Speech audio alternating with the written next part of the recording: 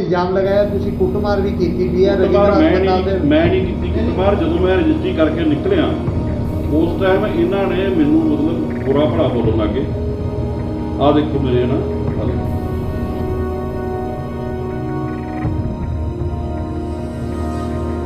बहुत दिमाग खराब कराया हुआ है। बच्चों को दोनों ने इन्नी बुरी तरह मारे, उन्होंने ऐनक मारी तो नक्सीर आई भी थी। अरे उसे अरुरा के साफ करी है और बहुत थोड़ी सिर्फ मोड़न की देर सी, वो मैं क्या मोड़ते ही खड़े सी सरदार।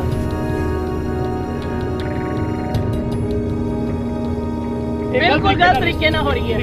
या तो कोर्ट का फैसला किया जाता, कोर्ट के हिसाब से जो फैसला आता उस हिसाब से रजिस्ट्री की जाती, या फिर सारे वारसां नूं इकट्ठा करके रजिस्ट्री की जाती। ये छुप छपीते घर नूं बंद करके गुंडागर्दी नाल रजिस्ट्री करना चाहिए।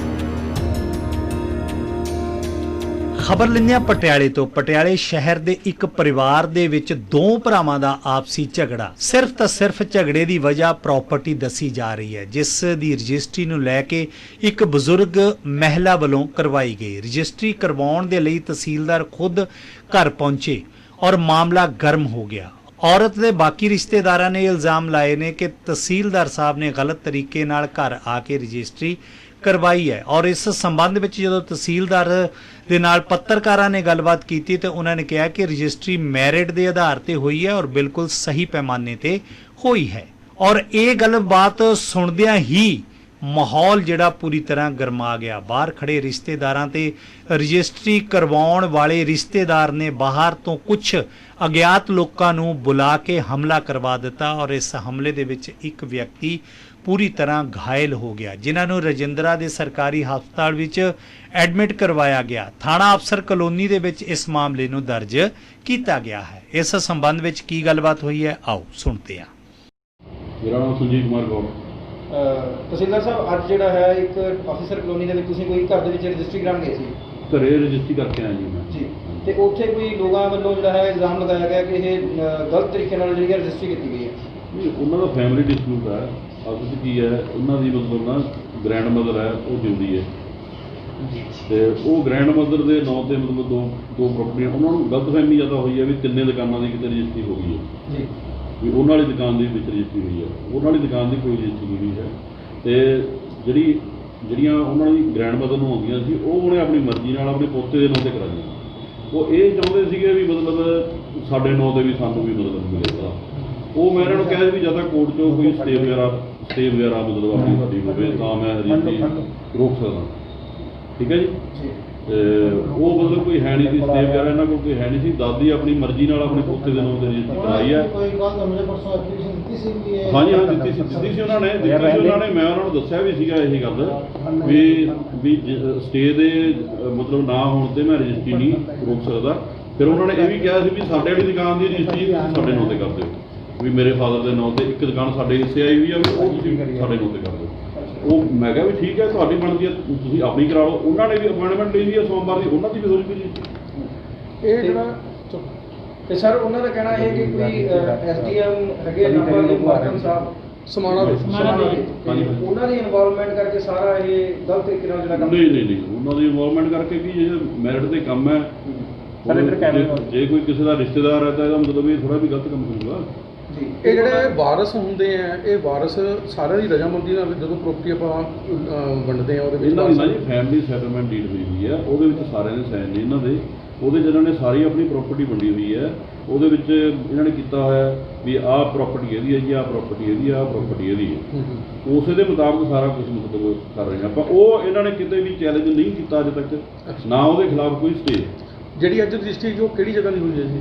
ਉਹ ਰਜਿਸਟਰੀ ਮਤਲਬ ਉਹਦੇ ਵਿੱਚ ਲਿਖਿਆ ਹੈ ਰਜਿਸਟਰੀ ਦੇ ਵਿੱਚ ਮਤਲਬ ਕੋਈ ਦੁਕਾਨਾਂ ਦੀ ਹੈ ਜਾਂ ਕਮਰਸ਼ੀਅਲ ਦੁਕਾਨਾਂ ਦੀ ਹੈ। ਔਰ ਨਾਲੇ ਇਹਨਾਂ ਨੇ ਮੈਂ ਇਹਨਾਂ ਨੂੰ ਦੱਸਿਆ ਵੀ ਜੇ ਤੁਹਾਨੂੰ ਕੋਈ ਕਿਸੇ ਵੀ ਕਿਸਮ ਦਾ ਹੈ ਫੈਮਿਲੀ ਦੇ ਵਿੱਚ ਇਹ ਟ੍ਰਾਂਸਫਰ ਹੋਈ ਹੈ ਤੁਸੀਂ ਆਪਣਾ ਕੇਸ ਕਰਕੇ ਜੇ ਕੇਸ ਤੁਹਾਡੇ ਹੱਕ 'ਚ ਹੁੰਦਾ ਤੁਹਾਡੇ ਨਾਲ ਤੇ ਹੋਈ ਪ੍ਰੋਪਰਟੀ। ਇਹ ਕੋਈ ਤੀਸਰੇ ਬੰਦੇ ਦੇ ਨਾਂ ਤੇ ਤਾਂ ਕਹੀ ਨਹੀਂ ਹੈ, ਹੋਰ ਕਿਸੇ ਵੀ ਤੀਸਰਾ ਬੰਦਾ ਕੋਈ ਥਰਡ ਪਾਰਟੀ ਇਨਵੋਲਵ ਹੋ ਗਈ ਇਹਦੇ ਵਿੱਚ। ਉਹਨਾਂ ਦੇ ਕੈਲੀਗੇਸ਼ਨ ਇਹ ਵੀ ਸੀਗਾ ਕਿ ਜਿਹੜੇ ਬਜ਼ੁਰਗ ਮਾਤਾ ਜਿਨ੍ਹਾਂ ਨੇ ਰਜਿਸਟਰੀ ਕਰਵਾਈ ਆਪਣੇ ਪੋਤੇ ਦੇ ਨਾਂ ਤੇ ਉਹਨਾਂ ਨੂੰ ਪ੍ਰੈਸ਼ਰਾਈਜ਼ ਕੀਤਾ ਗਿਆ, ਵੀ ਉਹਨਾਂ ਨੂੰ ਡਰਾਇਆ ਧਮਕਾਇਆ ਗਿਆ। ਮੈਂ ਉਹਨਾਂ ਨੂੰ ਪੁੱਛਿਆ ਮਾਤਾ ਜੀ ਨੂੰ ਜਾ ਕੇ ਸਾਰਾ ਜੇ ਮਤਲਬ ਮਾਤਾ ਜੀ ਨੇ ਕਿਹਾ ਜੀ ਤਾਂ ਹੀ ਜਾ ਕੇ ਰਜਿਸਟਰੀ ਕੀਤੀ। ਇਦਾਂ ਨਹੀਂ ਮਤਲਬ ਤੁਸੀਂ ਲਾਓ ਪ੍ਰੋਸੀਜਰ ਦੇ ਨਾਲ ਬਿਲਕੁਲ ਜੀ, ਬਿਲਕੁਲ ਪ੍ਰੋਸੀਜਰ ਦੇ ਮੁਤਾਬਕ ਜੀ, ਜੋ ਘਰੇ ਜਾਣ ਦੀ ਫੀਸ ਹੁੰਦੀ ਆ ਉਹ ਵੀ ਉਹਨਾਂ ਨੇ ਭਰੀ ਹੈ, ਸਾਰਾ ਮਤਲਬ ਉਹਦੇ ਮੁਤਾਬਕ। ਉਹ ਜੋ ਉਹਨਾਂ ਨੇ ਇਲਜ਼ਾਮ ਲਗਾਇਆ ਤੁਸੀਂ ਕੁੱਟਮਾਰ ਵੀ ਕੀਤੀ ਵੀ ਹੈ ਕੁੱਟਮਾਰ ਰਜਿੰਦਰਾ ਮੈਂ ਨਹੀਂ ਕੀਤੀ ਕੁੱਟਮਾਰ। ਜਦੋਂ ਮੈਂ ਰਜਿਸਟਰੀ ਕਰਕੇ ਨਿਕਲਿਆ ਉਸ ਟਾਈਮ ਇਹਨਾਂ ਨੇ ਮੈਨੂੰ ਮਤਲਬ ਬੁਰਾ ਭਲਾ ਬੋਲਣ ਲੱਗੇ। ਆਹ ਦੇਖੋ ਮੇਰੇ ਨਾ ਮਤਲਬ ਮੇਰੇ ਉਹਨਾਂ ਨੇ ਮਤਲਬ ਫੜ ਕੇ ਵੀ ਤੁਸੀਂ ਅਸੀਂ ਤੁਹਾਨੂੰ ਜਾਣ, ਮੈਂ ਕਿਹਾ ਵੀ ਦਫ਼ਤਰ ਦੇ ਵਿੱਚ ਹੋਰ ਬੰਦੇ ਖੜੇ ਆ ਰਜਿਸਟਰੀ ਵਾਲੇ, ਮੈਂ ਜਾਣਾ ਨਹੀਂ ਜੀ, ਅਸੀਂ ਨਹੀਂ ਤੁਹਾਨੂੰ ਜਾਣ ਦਿੰਦੇ ਜੀ। ਉਹਨਾਂ ਨੇ ਜੀ ਮੈਨੂੰ ਧੱਕੇ ਨਾਲ ਫੜਿਆ, ਰੋਕਿਆ ਉੱਥੇ। ਮਤਲਬ ਉਹਨਾਂ ਨੇ ਫੋਰਸਫੁਲੀ ਤੁਹਾਨੂੰ ਰੋਕਣ ਦੀ ਕੋਸ਼ਿਸ਼ ਕੀਤੀ ਹੈ? ਜੀ ਰੋਕਿਆ ਮੈਨੂੰ, ਮਤਲਬ ਰੋਕਣ ਦੀ ਕੋਸ਼ਿਸ਼ ਨਹੀਂ, ਰੋਕਿਆ ਉੱਥੇ। ਮਤਲਬ ਫਿਰ ਮੈਂ ਉਹਨਾਂ ਨੂੰ ਕਹਿ ਕੇ ਮੈਂ ਕਿਹਾ ਵੀ ਦੇਖੋ ਮੈਂ ਸਰਕਾਰੀ ਮੁਲਾਜ਼ਮ ਹਾਂ, ਮੈਂ ਕੰਮ ਕਰ ਰਿਹਾ ਸਰਕਾਰ ਦਾ, ਤੇ ਉਹਦੇ ਮੁਤਾਬਕ ਵੀ ਮੈਂ ਦਫ਼ਤਰ ਜਾ ਕੇ ਹੋਰ ਬੰਦੇ ਵੇਟ ਕਰ ਰਹੇ ਨੇ, ਉਹਨਾਂ ਦੀ ਰਜਿਸਟਰੀ ਕਰਨੀਆਂ ਨੇ। ਉੱਥੋਂ ਫਿਰ ਮੈਂ ਤੇ ਮੇਰਾ ਆਪਰੇਟਰ ਜਿਹੜਾ ਅਮਰੀਕ ਨਾਲ ਗਿਆ ਸੀਗਾ, ਅਸੀਂ ਫਿਰ ਗੱਡੀ 'ਚ ਬੈਠ ਕੇ ਫਿਰ ਉਹਨਾਂ ਨੇ ਗੱਡੀ 'ਚ ਬੈਠਣ ਵੇਲੇ ਫਿਰ ਮਤਲਬ ਮੇਰਾ ਆਹ ਫੜਿਆ, ਮਤਲਬ ਆਹ ਦੇਖੋ ਤੁਸੀਂ, ਮੈਂ ਤਾਂ ਆਪ ਇਹਨਾਂ ਦੇ ਖਿਲਾਫ ਦੇਵਾਂਗਾ, ਐਪਲੀਕੇਸ਼ਨ ਵੀ ਦੇਵਾਂਗਾ ਵੀ ਮੈਨੂੰ ਇਹਨਾਂ ਨੇ ਸਰਕਾਰੀ ਕੰਮ ਦੇ ਵਿੱਚ ਵਿਘਨ ਪਾਉਣ ਦੀ ਕੋਸ਼ਿਸ਼ ਕੀਤੀ ਹੈ। ਤੇ ਉਸ ਤੋਂ ਬਾਅਦ ਤੁਹਾਡੇ ਆਉਣ ਤੋਂ ਬਾਅਦ ਕੁਝ ਗੁੰਡੇ ਅਨਸਰਾਂ ਵੱਲੋਂ ਉਹਨਾਂ ਦਾ ਇਲਜ਼ਾਮ, ਉਹਨਾਂ ਨੇ ਕੰਪਲੇਂਟ ਦਰਜ ਕਰਾਈ ਹੈ ਕਿ ਕੁਝ ਗੁੰਡੇ ਲੋਕ ਆਏ ਤੇ ਉਹਨਾਂ ਨੇ ਸਾਡੇ ਨਾਲ ਕੁੱਟਮਾਰ ਕੀਤੀ। ਉਹਦੇ ਬਾਰੇ ਮੈਨੂੰ ਕੋਈ ਪਤਾ ਨਹੀਂ, ਮੇਰੇ ਆਉਣ ਤੋਂ ਬਾਅਦ ਮੈਨੂੰ ਤਾਂ ਕੁਝ ਪਤਾ ਨਹੀਂ ਹੈ ਉਹਦੇ ਉੱਤੇ ਕੀ ਹੋਇਆ ਕੀ ਨਹੀਂ ਹੋਇਆ, ਉਹਦੇ ਬਾਰੇ ਮੈਨੂੰ ਕੁਝ ਨਹੀਂ ਪਤਾ। ਮਤਲਬ ਸਾਡਾ ਬਹੁਤ ਦਿਮਾਗ ਖਰਾਬ ਕਰਿਆ ਹੋਇਆ। ਬੱਚਿਆਂ ਨੂੰ ਦੋਨਾਂ ਨੂੰ ਇੰਨੀ ਬੁਰੀ ਤਰ੍ਹਾਂ ਮਾਰਿਆ ਉਹਨਾਂ ਨੇ, ਐਨਕ ਮਾਰੀ ਤੇ ਨਕਸੀਰ ਆਈ ਵੀ ਦੀ, ਅਰੇ ਉਸੇ ਅਰੂਰਾ ਕੇ ਸਾਫ਼ ਕਰੀ ਹੈ। ਆਹ ਦੇਖੋ ਜੀ, ਔਰ ਬਹੁਤ ਤੁਹਾਡੀ ਸਿਰਫ ਮੋੜਨ ਦੀ ਦੇਰ ਸੀ। ਉਹ ਮੈਂ ਕਿਹਾ ਮੋੜ ਤੇ ਹੀ ਖੜੇ ਸੀ ਸਰਦਾਰ, ਦੋ ਸਰਦਾਰ ਸੀ, ਤਿੰਨ ਹਿੰਦੂ ਹੈ ਜੀ। ਮੈਂ ਠਾ ਗੱਡੀ 'ਚ ਮੇਰੇ ਮਾਰੇ ਸੀ ਜੀ, ਮੈਂ ਅੰਦਰ ਬੈਠੀ ਸੀ, ਬੱਚਿਆਂ ਨੇ ਆਉਣ ਨਹੀਂ ਦਿੱਤਾ ਬਾਹਰ। ਇਹਨੂੰ ਇੰਨੀ ਬੁਰੀ ਤਰ੍ਹਾਂ ਮਾਰੇ ਉਹਨਾਂ ਨੇ, ਮੈਨੂੰ ਕਿਹਾ ਇਹਨੂੰ ਵੀ ਕੱਢੋ ਬਾਹਰ। ਮੋਦੀ ਟੰਡਨ ਔਰ ਕਰਨ ਟੰਡਨ ਨੇ ਕਿਹਾ ਇਹਨੂੰ ਵੀ ਕੱਢੋ ਬਾਹਰ, ਬੱਚਿਆਂ ਨੇ ਬਾਹਰ ਨਹੀਂ ਆਉਣ ਦਿੱਤਾ। ਜਿਹੜੇ ਬੰਦਿਆਂ ਵੱਲੋਂ ਕੁੱਟਮਾਰ ਹੋਈ ਹੈ ਉਹ ਤੁਹਾਨੂੰ ਜਾਣਦੇ ਨਹੀਂ ਕੌਣ ਸੀ? ਉਹ ਅਸੀਂ ਨਹੀਂ ਜਾਣਦੇ ਜੀ, ਉਹ ਇਹਨਾਂ ਨੇ ਨੰਬਰ ਨੇ ਭੇਜੇ ਹੈ ਜਾਂ ਇਹਨਾਂ ਨੇ ਬੁਲਾਇਆ, ਸਾਨੂੰ ਨਹੀਂ ਪਤਾ। ਕਰਨ ਔਰ ਮੋਦੀ ਤਾਂ ਪਿੱਛੇ ਸੀ, ਜਿੱਪੀ ਹਰੀਸ਼ ਟੰਡਨ ਬੋਲ ਜੀ, ਹਰੀਸ਼ ਟੰਡਨ ਜਿੱਪੀ ਨਾ ਕਰਨ ਔਰ ਮੋਦੀ ਟੰਡਨ ਵਿੱਚੀ ਸੀਗੇ ਜਦ ਕੁੱਟਮਾਰ ਉਹ ਲੋਕ ਮੇਰੇ ਨਾਲ ਕਰ ਰਹੇ ਸੀ। ਮੈਂ ਬਿੱਟੂ ਮਰਕਨ ਉਹ ਵਿੱਚੀ ਸੀਗੇ ਜਿਹੜੇ ਐਸਡੀ। ਇਹਨਾਂ ਨੇ ਪਹਿਲਾਂ ਵੀ ਸਾਨੂੰ ਬਹੁਤ ਹਰਾਸ਼ ਕੀਤਾ ਹੈ ਜੀ। ਇਹਨਾਂ ਨੇ ਸ਼ੁਰੂ ਤੋਂ ਸਾਡੇ ਨਾਲ ਜਦ ਦਾ ਸਾਡਾ ਕੇਸ ਚੱਲਿਆ, ਕਦੇ ਇਹਨਾਂ ਨੇ ਏਡੀਸੀ ਸਾਹਿਬ ਇਸਮਤ ਵਿਜੇ ਸਿੰਘ ਜੀ ਹੈ, ਉਹਨਾਂ ਨੂੰ ਇਹਨਾਂ ਨੇ 3 ਵਾਰ ਪੇਸ਼ੀਆਂ ਪਵਾਈਆਂ। ਪਹਿਲਾਂ ਕਹਿੰਦੇ ਜੀ ਲੀਗਲ ਮੈਟਰ ਹੈ, ਐਫਡੀਆਂ ਦਾ ਕੇਸ, ਇਸਮਤ ਵਿਜੇ ਸਿੰਘ ਜੀ ਕਿਵੇਂ ਲੜ ਸਕਦੇ ਆ। ਚਲੋ ਕੋਈ ਗੱਲ ਨਹੀਂ, ਅਸੀਂ ਕੁਝ ਨਹੀਂ ਕਿਹਾ, ਅਸੀਂ ਫਿਰ ਵੀ ਉਹਨਾਂ ਦੇ ਸਾਹਮਣੇ ਹਾਜ਼ਰ ਹੋਏ। ਕੋਵਿਡ 'ਚ ਉਹ 72 ਸਾਲ ਦੇ ਬੰਦੇ ਨੂੰ ਬੁਲਾ ਰਹੇ ਹੈ, ਕੋਵਿਡ 'ਚੋਂ 72 ਸਾਲ ਦੇ ਬੰਦੇ ਨੂੰ ਬੁਲਾ ਰਹੇ ਹੈ, ਬੁਲਾ ਕੇ ਕਹਿੰਦੇ ਆ ਜੀ ਤੁਸੀਂ 45 ਲੱਖ ਦੀ ਐਫਡੀਆਂ ਦਾ ਫੈਸਲਾ ਮਾਂ ਨੇ ਇਹ ਕੀਤਾ। ਅਸੀਂ ਉਹਨਾਂ ਨੂੰ ਇੱਕ ਗੱਲ ਕਹੀ ਕਿ ਅਸੀਂ ਕੋਰਟਸ ਲੈ ਕੇ ਜਾ ਰਹੇ ਹਾਂ, ਜੋ ਫੈਸਲਾ ਹੋਏਗਾ ਉਹ ਹੈ। ਉਹਨਾਂ ਨੇ ਫਿਰ ਸਾਨੂੰ ਤੇ ਬਹੁਤ ਤੰਗ ਕੀਤਾ। ਜਿਵੇਂ ਸਾਡੇ ਕੋਲ ਪਬਲਿਕ ਇੰਸਪੈਕਟਰ ਆਇਆ ਨਵਨੀਤ ਕੁਮਾਰ ਇੰਸਪੈਕਟਰ ਜੀ ਆਏ, ਠੀਕ ਹੈ। ਉਸ ਤੋਂ ਬਾਅਦ ਸਾਡੇ ਕੋਲੋਂ ਕਈ ਤਰ੍ਹਾਂ ਨਾਲ ਸਾਡੀ ਦੁਕਾਨਾਂ ਦੇ ਸਾਡੇ ਘਰਾਂ 'ਚ ਕਬਜ਼ੇ ਲੈਣ ਦੀ ਕੋਸ਼ਿਸ਼ ਕੀਤੀ ਗਈ ਹੈ। ਹਾਂਜੀ, ਮੇਰਾ ਨਾਮ ਜੀ ਨਿਪੁਨ ਟੰਡਨ ਹੈ ਜੀ, ਠੀਕ ਹੈ ਜੀ। ਸਾਡਾ ਪੁਰਾਣੀਆਂ ਪ੍ਰਾਪਰਟੀਆਂ ਪਈਆਂ, ਠੀਕ ਹੈ ਜੀ। ਘਰੇਲੂ ਮਾਮਲੇ ਸਾਡੀਆਂ ਪੁਰਾਣੀਆਂ ਪ੍ਰਾਪਰਟੀਆਂ ਪਈਆਂ, ਘਰੇਲੂ ਮਾਮਲੇ ਸਾਡੇ ਚੱਲ ਰਹੇ ਹੈ, ਠੀਕ ਹੈ ਜੀ। ਐਸਡੀਐਮ ਨਮਨ ਮਾੜਕਨ ਹੈਗੇ ਜੀ ਇੱਕ, ਠੀਕ ਹੈ ਜੀ। ਉਹਨਾਂ ਨੇ ਗਲਤ ਰਜਿਸਟਰੀਆਂ, ਸਾਡੀ ਬਜ਼ੁਰਗ ਹੈਗੀ ਦਾਦੀ 103 ਸਾਲ ਦੀ, ਠੀਕ ਹੈ ਜੀ, ਜਿਨ੍ਹਾਂ ਨੂੰ ਉਹਨਾਂ ਨੇ ਬਜ਼ੁਰਗਾਂ ਦੇ ਬੇਸ ਤੇ ਹੀ ਉਹਨਾਂ ਨੇ ਉਹਨਾਂ ਦੀਆਂ ਗਲਤ ਕੁਝ ਰਜਿਸਟਰੀਆਂ ਕਰਾਤੀਆਂ ਪਹਿਲਾਂ, ਪ੍ਰਾਪਰਟੀ ਸਾਡੇ ਹੋਰ ਪ੍ਰਾਪਰਟੀਆਂ ਦੀਆਂ ਆਪਣੇ ਸਾਲੇ ਦੇ ਨਾਲ। ਕਰਨ ਟੰਡਨ ਉਹਨਾਂ ਦਾ ਸਾਲਾ ਹੈ, ਨਮਨ ਮਾੜਕਨ ਹੈਗਾ ਜਿਹੜਾ ਐਸਡੀਐਮ ਸਮਾਣਾ ਲੱਗੇ ਹੋਏ ਹੈ, ਉਹਨਾਂ ਦਾ ਸਾਲਾ ਹੈਗਾ ਕਰਨ ਟੰਡਨ। ਮੈਂ ਇਹਦੇ ਖਿਲਾਫ ਡੀਸੀ ਸਾਹਿਬ ਨੂੰ ਇੱਕ ਕੰਪਲੇਂਟ ਮੈਂ ਲਿਖਤ ਰਜਿਸਟਰੀ ਮੇਰੇ ਕੋਲ ਹੈਗੀ, ਉਹ ਮੈਂ ਪੇਸ਼ ਕਰ ਚੁੱਕਾ। ਇੱਕ ਮੈਂ ਸੀਐਮ ਸਾਹਿਬ ਨੂੰ ਵੀ ਇੱਕ ਲੈਟਰ ਭੇਜ ਚੁੱਕਾ। ਇੱਕ ਲੈਟਰ ਮੇਰੀ ਜਾ ਚੁੱਕੀ ਹੈ ਜੀ ਆਪਣਾ ਉਹਨਾਂ ਨੂੰ ਜਿਹੜੇ ਚੀਫ ਸੈਕਟਰੀ ਹੁੰਦੇ ਆ ਜੀ, ਕੀ ਹੁੰਦੇ ਮੈਨੂੰ ਨਹੀਂ ਪਹਿਨਣਾ ਨਾ, ਚੀਫ ਸੈਕਟਰੀ ਸਾਹਿਬ ਨੂੰ ਇੱਕ ਤਿੰਨੋਂ ਲੈਟਰਾਂ ਦੀ ਰਜਿਸਟਰੀ ਆਫ ਕੁਐਸਚਨ ਕਾਪੀ ਮੇਰੇ ਕੋਲ ਪਈ ਹੈ ਜੀ, ਆਲਰੇਡੀ ਪਈ ਹੈ। ਉਸ ਦੇ ਬਾਵਜੂਦ ਵੀ ਕੁਛ ਸਾਡੀ ਇੱਕ ਹੋਰ ਸੰਪत्ति ਸੀਗੀ ਪ੍ਰਾਪਰਟੀ, ਜਿਹੜੀ ਕਿ ਅਰਨਾ ਬਰਨਾ ਚੌਂਕ 2273/1 ਅਰਨਾ ਬਰਨਾ ਚੌਂਕ 'ਚ ਪਈ ਹੈ, ਠੀਕ ਹੈ ਜੀ। ਉਹਦੇ ਵੀ ਮੈਨੂੰ ਲੱਗੇ ਉਹ ਪ੍ਰਾਪਰਟੀ ਸਾਡੇ ਨਾਮ ਦੀ ਹੈਗੀ, ਉਹਦੇ ਕਾਗਜ਼ਾਤ ਮੇਰੇ ਕੋਲ ਹੈਗੇ, ਮੈਂ ਤੁਹਾਨੂੰ ਪੇਸ਼ ਕਰ ਸਕਦਾ ਉਹਦੇ ਸਾਰੇ ਕਾਗਜ਼ਾਤ। ਉਸਦੇ ਬਾਵਜੂਦ ਵੀ ਸਾਨੂੰ ਲੱਗਿਆ ਵੀ ਇਹ ਸਾਡੀ ਕਿਉਂਕਿ ਉਹ ਪ੍ਰਾਪਰਟੀ ਲਾਲ ਲਕੀਰ ਦੇ ਅੰਦਰ ਦੀ ਸੀਗੀ, ਤਾਂ ਸਾਨੂੰ ਇਹ ਸੀਗਾ ਕਿ ਸਾਡੇ ਪੜਦਾਦੇ ਦੇ ਨਾਮ ਦੀ ਪ੍ਰਾਪਰਟੀ ਹੈ। ਉਹਨਾਂ ਦੀਆਂ 4 ਬੱਚੇ ਸੀਗੇ, ਚਾਰੋਂ ਬੱਚਿਆਂ ਦੇ ਉਹਨਾਂ ਦੇ ਵਾਰਸ ਹੋ ਗਏ। ਉਹਨਾਂ ਤੋਂ ਅੱਗੇ ਉਹਨਾਂ ਦੀ ਜਿਹਨਾਂ ਦੀ ਮੈਰਿਜ ਹੋਈ ਸੀ ਮੇਰੇ ਦਾਦਾ ਜੀ ਸ਼ੰਕਰ ਲਾਲ ਜੀ ਦੇ, ਉਹਨਾਂ ਦੇ ਅੱਗੇ 10 ਬੱਚੇ ਸੀਗੇ। ਉਹਨਾਂ ਦੇ ਬਾਵਜੂਦ ਵੀ ਉਹਨਾਂ ਨੇ ਉਹ ਪ੍ਰਾਪਰਟੀਆਂ, ਮੈਂ ਉਹਨਾਂ ਨੂੰ ਸਾਰਾ ਕੁਝ ਦੱਸ ਕੇ ਵੀ ਸਾਡਾ ਕੇਸ ਚੱਲ ਰਿਹਾ ਆਲਰੇਡੀ, ਤੇ ਉਹਨਾਂ ਦੀ ਰਜਿਸਟਰੀ ਨਾ ਕੀਤੀ ਜਾਵੇ। ਤਾਂ ਗਰਗ ਸਾਹਿਬ ਜਿਹੜੇ ਸੰਜੀਵ ਗੌੜ ਸਾਹਿਬ ਜਿਹੜੇ ਕਿ ਤਹਿਸੀਲਦਾਰ ਆਪਣੇ ਪਟਿਆਲੇ 'ਚ ਲੱਗੇ ਹੋਏ ਹੈ, ਮੈਂ ਉਹਨਾਂ ਨੂੰ 3 ਦਿਨ ਤੋਂ ਕੰਟੀਨਿਊਸਲੀ ਉਹਨਾਂ ਨੂੰ ਐਪਲੀਕੇਸ਼ਨਾਂ ਦੇ ਕੇ ਆਇਆ ਕਿ ਸਾਡੇ ਕੋਰਟ 'ਚ ਕੇਸ ਲੱਗੇ ਹੋਏ। ਸਟੇ ਇਸ ਲਈ ਨਹੀਂ ਹੋ ਰਹੀ ਕਿਉਂਕਿ ਕੋਵਿਡ ਦੇ ਕਾਰਨ ਸਟੇ ਹਲੇ ਡਿਲੇ ਕਰ ਰਹੇ ਹਾਂ, ਤਾਂ ਸਾਡਾ ਕੇਸ ਆਲਰੇਡੀ ਚੱਲ ਰਿਹਾ। ਮੈਂ ਉਹਨਾਂ ਨੂੰ ਕੇਸ ਦੀਆਂ ਕਾਪੀਆਂ ਵੀ ਦੇ ਕੇ ਆਇਆ, ਸਭ ਕੁਝ ਉਹਨਾਂ ਨੂੰ ਦੇ ਕੇ ਆਇਆ। ਉਹਨਾਂ ਨੂੰ ਕਹਿ ਕੇ ਆਇਆ ਕਿ ਪ੍ਰਾਪਰਟੀ ਸਾਡੀ ਡਿਸਪਿਊਟਿਡ ਹੈ, ਉਸਦੀ ਰਜਿਸਟਰੀ ਨਾ ਕੀਤੀ ਜਾਵੇ। ਜਿਹੜੀਆਂ 15 ਸਾਲ ਉਹਨੇ ਰੋਟੀ ਬਾਹਰ ਖਾਈ ਹੈ ਮੇਰੇ ਭਰਾ ਨੇ, ਤੇ ਇਹਨਾਂ ਨੇ ਮਾਰਿਆ ਤੜਫਾ ਕੇ ਉਹਨੂੰ ਕੈਂਸਰ ਨਾਲ। ਮੈਂ ਉਹਦੀ ਭੈਣ ਆ, ਮੇਰੇ ਭਰਾ ਦੀ, ਇਹ ਮੇਰਾ ਭਤੀਜਾ ਹੈ। ਇਹ ਭਤੀਜੇ ਨੇ ਔਰ ਮੈਨੇ ਉਸ ਭਰਾ ਦਾ ਕਰਿਆ ਕੈਂਸਰ ਨਾਲ ਮਰਦੇ ਹੋਏ ਨੂੰ, ਉਹਦੇ ਕੀੜੇ ਪੈ ਕੇ ਇਸਤਰੀ ਬੁਰੀ ਤਰ੍ਹਾਂ ਮਰਿਆ ਮੇਰਾ ਭਰਾ, ਮੈਂ ਤੁਹਾਨੂੰ ਦੱਸ ਵੀ ਨਹੀਂ ਸਕਦੀ। ਔਰ ਇਹਨਾਂ ਦੇ ਘਰ ਚੋਂ 5 ਜਾਂ 6 ਮੈਂਬਰ ਜਿੰਨੇ ਵੀ ਸੀ, ਇੱਕ ਕਮਰੇ 'ਚ ਪੈਰ ਤੱਕ ਨਹੀਂ ਪਾਇਆ ਜਦ ਤੱਕ ਮੇਰਾ ਭਰਾ ਜਿੰਦਾ ਰਿਹਾ। ਮਾਂ ਕੋਲ ਵੀ ਨਹੀਂ ਗਏ, ਬੁੜੀ ਕੋਲ। ਅੱਜ ਪ੍ਰਾਪਰਟੀਆਂ ਸਾਈਨ ਕਰਾਉਣ ਵਾਸਤੇ ਮੇਰੀ ਮਾਂ ਨੂੰ ਯੂਜ਼ ਕਰਿਆ ਜਾ ਰਿਹਾ।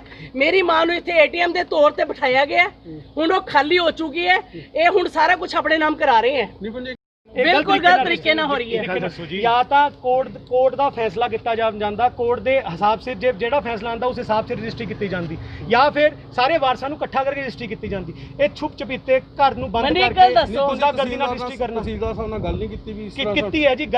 ਮੇਰੀ ਗੌਰ ਸਾਹਿਬ ਨਾਲ ਕੱਲ ਵੀ ਗੱਲ ਹੋਈ ਹੈ, ਅੱਜ ਵੀ ਗੱਲ ਹੋਈ ਹੈ। ਮੇਰਾ ਮੋਬਾਈਲ ਆਫ ਪਿਆ ਹੈ, ਮੈਂ ਤੁਹਾਨੂੰ ਹੁਣ ਵੀ ਦਿਖਾ ਦਿੰਦਾ। ਮੇਰੀ ਗੌਰ ਸਾਹਿਬ ਨਾਲ ਗੱਲ ਹੋਈ ਹੈ, ਠੀਕ ਹੈ ਜੀ। ਮੈਂ ਗੌਰ ਸਾਹਿਬ ਨਾਲ ਮੇਰੀ ਕੱਲ ਵੀ ਗੱਲ ਹੋਈ ਹੈ ਇਸੀ ਬੇਸ ਤੇ ਕਿ ਗੌਰ ਸਾਹਿਬ ਤੁਸੀਂ ਰਜਿਸਟਰੀ ਨਹੀਂ ਕਰਨੀ, ਤੇ ਜਦ ਤੱਕ ਤੁਸੀਂ ਸਾਰੇ ਵਾਰਸ ਇਕੱਠੇ ਨਹੀਂ ਹੁੰਦੇ ਜਾਂ ਸਾਡੇ ਘਰ ਦਾ ਕੋਈ ਮਿਊਚੁਅਲ ਅੰਡਰਸਟੈਂਡਿੰਗ ਨਾਲ ਕੋਈ ਸਮਝੌਤਾ ਨਹੀਂ ਹੁੰਦਾ, ਤਦ ਤੱਕ ਤੁਸੀਂ ਕੋਈ ਰਜਿਸਟਰੀ ਨਹੀਂ ਕਰਨੀ, ਕਿਉਂਕਿ ਜੋ ਚੀਜ਼ ਹੋ ਰਹੀ ਹੈ ਉਹ ਗਲਤ ਵੇ ਨਾਲ। ਉਹਨਾਂ ਨੇ ਕੀ ਫਿਰ ਤੁਹਾਨੂੰ ਕੀ ਜਵਾਬ ਦਿੱਤਾ? ਉਹਨਾਂ ਨੇ ਸਾਨੂੰ ਹੁਣੀ ਬਦਮਾਸ਼ੀ ਕਰਕੇ ਗਏ ਜੀ, ਹੁਣੀ ਮਾਰ ਕੇ ਗਏ ਬੱਚੇ ਨੂੰ। ਉਸ ਤੋਂ ਇਲਾਵਾ SDM ਸਾਹਿਬ ਇਹ ਸਾਰਾ ਜਿਹੜਾ ਕਰਿਆ SDM ਨਮਨ ਮਾਰਕਨ ਹੈਗੇ ਜੀ, ਉਹਨਾਂ ਦਾ ਫਾਦਰ ਮੈਨੂੰ ਹੁਣੀ ਚਪੇੜ ਮਾਰ ਕੇ ਗਏ ਜੀ। ਮੈਂ ਤੁਹਾਨੂੰ ਇਹ ਝੂਠ ਨਹੀਂ ਕਹਿ ਰਿਹਾ, ਮੇਰੇ ਇਸ ਟਾਈਮ ਚਪੇੜ ਮਾਰੀ ਹੈ ਉਹਨਾਂ ਨੇ, ਤਾਂ ਮੈਨੂੰ ਪਤਾ ਹੈ ਕਿ ਮੈਂ ਕਿਸ ਹਿਸਾਬ ਨਾਲ ਉਹਨਾਂ ਨੇ ਕੀ ਹਾਲ ਕੀਤਾ, ਠੀਕ ਹੈ ਜੀ। ਤੇ ਮੈਂ ਬਜ਼ੁਰਗ ਹੋਣ ਦੇ ਨਾਤੇ ਉਹਨਾਂ ਨੂੰ ਕੁਝ ਨਹੀਂ ਕਹਿ ਸਕਿਆ, ਜਦ ਕਿ ਇਹ ਚੀਜ਼ ਮੇਰੀ ਕੋਈ ਲੈਣੀ ਦੇਣੀ ਨਹੀਂ ਸੀਗੀ ਜੀ, ਤਾਂ ਵੀ ਮੈਂ ਉਹਨਾਂ ਬਜ਼ੁਰਗਾਂ ਦੇ ਨਾਤੇ ਕੁਝ ਨਹੀਂ ਕਹਿ ਸਕਿਆ। ਮੈਂ ਇਹ ਚਾਹੁੰਦਾ ਜੀ ਜਿਹੜੀ ਜੇ ਕੋਈ ਮੈਟਰ ਤਹਿਸੀਲਦਾਰ ਸਾਹਿਬ ਸਾਡੇ ਮੇਰੇ ਤੇ ਜਿਹੜਾ ਧੱਕਿਆ ਕੀਤਾ ਜਾਵੇ, ਉਸ ਚੀਜ਼ ਨੂੰ ਖਤਮ ਕੀਤਾ ਜਾਵੇ। ਮੇਰੇ ਜੇ ਤਹਿਸੀਲਦਾਰ ਸਾਹਿਬ ਨੇ ਗਲਤ ਰਜਿਸਟਰੀਆਂ ਕੀਤੀ ਹੈ ਉਹਨੂੰ ਤੋੜਿਆ ਜਾਵੇ, ਜੇ ਕੋਰਟ ਰਾਹੀਂ ਟੁੱਟਣ ਦਿੱਤਾ ਜਾਵੇ। ਜੋ ਕੋਰਟ ਕਹਿੰਦੀ ਹੈ ਉਸ ਰਾਹੀਂ ਅਸੀਂ ਚੱਲਣਾ ਚਾਹੁੰਦੇ ਹਾਂ, ਤੇ ਕੋਰਟ ਰਾਹੀਂ ਇਹ ਫੈਸਲੇ ਕੀਤੇ ਜਾਣ। ਜਦ ਸਾਰੇ ਵਾਰਸ ਸਾਡੇ ਨਾਲ ਖੜੇ ਹੈ, ਸਾਰੇ ਔਲਾਦਾਂ ਸਾਡੇ ਨਾਲ ਖੜੀਆਂ ਉਹਨਾਂ ਦੀਆਂ, ਤਾਂ ਇੱਕ ਬੰਦਾ ਕਿੱਦਾਂ ਸਾਈਨ, ਇੱਕ ਬੰਦਾ ਸਾਰੀਆਂ ਪ੍ਰਾਪਰਟੀਆਂ ਕਿੱਦਾਂ ਸਾਈਨ ਕਰਾ ਦੇਗਾ? ਜਿਸ ਭਰਾ ਨੂੰ ਆਪਣੇ ਨੂੰ ਇੱਕ ਪਾਣੀ ਦਾ ਗਲਾਸ ਨਹੀਂ ਦਿੱਤਾ ਗਿਆ, ਰੋਟੀ ਵੀ ਦਿੱਤੀ ਗਈ ਹੈ, ਉਹ ਜਿਹੜੀ ਉਹਨੂੰ ਨਹੀਂ ਖਾਣੀ ਸੀ, ਮਾਰਤਾ ਉਹਨੂੰ, ਕਿੱਦਾਂ ਕਰ ਸਕਦੇ ਆ ਉਹ ਚੀਜ਼ ਲੈ ਸਕਦੇ ਆ? 5 ਸਾਲ ਅਸੀਂ ਇਲਾਜ ਕਰਾਇਆ ਜੀ। ਇੱਕ ਵਾਰੀ ਬੱਚਿਆਂ ਨੇ ਬੱਚੇ ਨੇ ਇੱਕ ਵਾਰੀ ਇਹ ਨਹੀਂ ਪੁੱਛਿਆ ਚਾਚੇ ਤੈਨੇ ਕਿਸੇ ਹਸਪੀਟਲ ਜਾਣਾ ਹੈ, ਡਾਕਟਰ ਕੇ ਜਾਣਾ ਹੈ? ਅਸੀਂ ਕੀਤਾ ਸਾਰਾ ਕੁਝ ਉਹਦਾ, ਔਰ ਸਾਰੀ ਦੁਨੀਆ ਜਾਣਦੀ ਹੈ। ਜੇ ਤੁਸੀਂ ਕਹੋਗੇ ਮੈਂ ਡਾਕਟਰ ਦੀ ਰਿਕਾਰਡਿੰਗ ਤੁਹਾਨੂੰ ਹੁਣੀ ਡਾਕਟਰਾਂ ਨਾਲ ਗੱਲ ਕਰਾ ਦੇਣੀ ਆ ਵੀ ਕਿਹਨੇ ਕੀਤਾ, ਕੌਣ 5 ਸਾਲ ਤੋਂ ਪੇਸ਼ੈਂਟ ਨੂੰ ਲੈ ਕੇ ਆ ਰਿਹਾ ਸੀ। ਤੁਸੀਂ ਡਾਕੂਮੈਂਟ ਦੇ ਸਕਦੇ ਹੋ ਜਿਹਦੇ ਵਿੱਚ ਤੁਹਾਡਾ ਪ੍ਰੂਫ ਹੈਗਾ? ਹਾਂਜੀ, ਸਾਡਾ TS1 ਫਾਰਮ ਅਸੀਂ ਕਢਾਇਆ ਸੀ, ਜਿਹੜਾ ਉਸਦਾ ਕਢਾਇਆ ਸੀ, ਜਿਹੜਾ ਉਹਦਾ ਕਾਬਜ਼ ਹੈ ਪਿਛਲੇ 8 ਸਾਲ ਤੋਂ ਉਹ ਦੁਕਾਨ ਅਸੀਂ ਯੂਜ਼ ਕਰ ਰਹੇ ਹਾਂ ਐਜ਼ ਅ ਗੋਡਾਊਨ, ਠੀਕ ਹੈ। ਉਸਦਾ ਅਸੀਂ ਹੁਣ ਮੀਟਰ ਵੀ ਲਵਾਇਆ ਹੋਇਆ, ਠੀਕ ਹੈ। ਪਹਿਲਾਂ ਵੀ ਮੀਟਰ ਸਾਡੇ ਨਾਮ ਸੀਗਾ, ਇਹਨਾਂ ਨੇ ਕੀ ਕੀਤਾ ਜੀ, ਇਹਨਾਂ ਨੇ ਮਦਰ ਤੋਂ ਰਜਿਸਟਰੀ ਕਰਾ ਲਈ। ਮਦਰ ਦਾ ਕੋਈ ਹੱਕ ਨਹੀਂ ਹੈ, ਨਾਲੇ ਮਦਰ ਨੂੰ ਖੁਦ ਨੂੰ ਨਹੀਂ ਪਤਾ ਹੋਏਗਾ ਕਿ ਰਜਿਸਟਰੀ ਹੋ ਰਹੀ ਹੈ। ਜੇ ਉਹਨਾਂ ਨੂੰ ਪਤਾ ਵੀ ਹੈ, ਉਹਨਾਂ ਨੂੰ ਇਹ ਗੱਲ ਕਹੀ ਗਈ ਹੈ ਕਿ ਅਸੀਂ ਸਾਰੇ ਪਲਾਟ ਵੇਚ ਕੇ ਇਹਨਾਂ ਦੇ ਪੈਸੇ ਖਾ ਗਏ, ਬਲਕਿ ਜਦ ਕਿ ਅਸੀਂ ਕੁਝ ਨਹੀਂ ਕੀਤਾ। ਮਦਰ ਨੂੰ ਬਿਲਾ ਫੁਜ਼ਲਾ ਕੇ ਇਹ ਗੱਲ ਕਰੀ ਜਾ ਰਹੀ ਹੈ ਜੀ, ਠੀਕ ਹੈ। ਮੈਂ ਆਪਣੇ ਇਹ ਮੋਢਿਆਂ ਤੇ ਗੋਡਿਆਂ ਤੋਂ ਬਹੁਤ ਦੁਖੀ ਸੀ। ਮੇਰੇ ਲਈ ਤਾਂ ਤੁਰਨਾ ਫਿਰਨਾ ਵੀ ਇੰਨਾ ਔਖਾ ਹੋਇਆ ਸੀ, ਮੈਂ ਦੱਸ ਵੀ ਨਹੀਂ ਸਕਦਾ।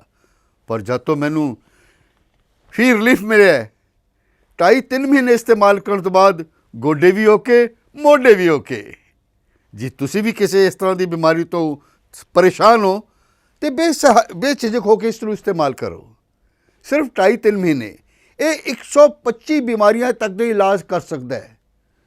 ਫੀ ਰਿਲੀਫ ਹਮੇਸ਼ਾ ਯਾਦ ਰੱਖੋ। ਬਸ ਕੁਝ ਦਿਨਾਂ ਤੋਂ ਮੈਨੂੰ ਬਾਲਾਂ ਦੀ ਬੜੀ ਸਮੱਸਿਆ ਸੀ, ਮੇਰੇ ਬਾਲ ਝੜਨੇ ਸ਼ੁਰੂ ਹੋ ਗਏ ਸੀ। ਮੈਨੂੰ ਮੇਰੇ ਦੋਸਤ ਨੇ ਆਇਲ ਫੀ ਰਿਲੀਫ ਵਾਲੇ ਦੱਸਿਆ। ਮੈਂ ਇਹ ਤੇਲ 3 ਕੁ ਮਹੀਨੇ ਲਾਣਾ ਆਪਣੇ ਸਿਰ ਤੇ ਅਪਲਾਈ ਕੀਤਾ। ਇਹ ਬਿਲਕੁਲ ਆਯੁਰਵੈਦਿਕ ਤੇਲ ਹੈ, ਇਹਦਾ ਕੋਈ ਸਾਈਡ ਇਫੈਕਟ ਨਹੀਂ ਹੈ, ਤੇ ਮੇਰੇ ਬਾਲ ਜਿਹੜੇ ਗੰਜਪਣ ਪੈਣਾ ਸ਼ੁਰੂ ਹੋ ਗਿਆ ਸੀ ਉਹ ਦੁਬਾਰਾ ਆਉਣ ਲੱਗ ਗਏ, ਤੇ ਮੈਨੂੰ ਤਾਂ ਬੜਾ ਫਾਇਦਾ ਦਿੱਤਾ ਇਸ ਨੇ। ਜੇ ਤੁਹਾਨੂੰ ਵੀ ਕਿਸੇ ਇਸ ਤਰ੍ਹਾਂ ਦੀ ਪ੍ਰੋਬਲਮ ਦਾ ਤੁਸੀਂ ਸਾਹਮਣਾ ਕਰ ਰਹੇ ਹੋ ਤਾਂ ਇਹ ਤੇਲ ਲਾਣਾ ਨਾ ਭੁੱਲੋ। ਕਿਤੇ ਨਾ ਕਿਤੇ ਅਸੀਂ ਆਪਣੇ ਬਾਲਾਂ ਕਰਕੇ ਸ਼ਰਮ ਫੀਲ ਕਰਦੇ ਹਾਂ, ਕਿਤੇ ਸੋਸਾਇਟੀ 'ਚ ਬੈਠੇ ਹਾਂ ਕਿ ਕੋਈ ਮਜ਼ਾਕ ਨਾ ਕਰ ਰਿਹਾ ਹੈ, ਪਰ ਥੈਂਕਸ ਟੂ ਫ੍ਰੀ ਲੀਫ ਜਿਹਨੇ ਮੇਰਾ ਇਹ ਕੌਨਫੀਡੈਂਸ ਬਿਲਡ ਕੀਤਾ, ਜਿਹਦੇ ਲਗਾਉਣ ਨਾਲ ਮੈਂ ਮਾਰਕੀਟ 'ਚ ਹੁਣ ਬੜਾ ਹੀ ਕੌਨਫੀਡੈਂਟ ਹਾਂ, ਔਰ ਇਹਦੇ ਨਾਲ ਮੈਨੂੰ ਬੜਾ ਫਾਇਦਾ ਹੋਇਆ। ਤੇ ਮੈਨੂੰ ਸਰਵਾਈਕਲ ਦੀ ਵੀ ਦਿੱਕਤ ਸੀ, ਤੇ ਉਹਦੇ ਨਾਲ ਵੀ ਮੈਨੂੰ ਬੜਾ ਰਿਲੀਫ ਮਿਲਿਆ। ਇਹ ਯੂਜ਼ ਕਰੋ, ਤੇ ਮੈਂ ਪ੍ਰੈਕਟੀਕਲ ਯੂਜ਼ ਕਰ ਰਿਹਾ।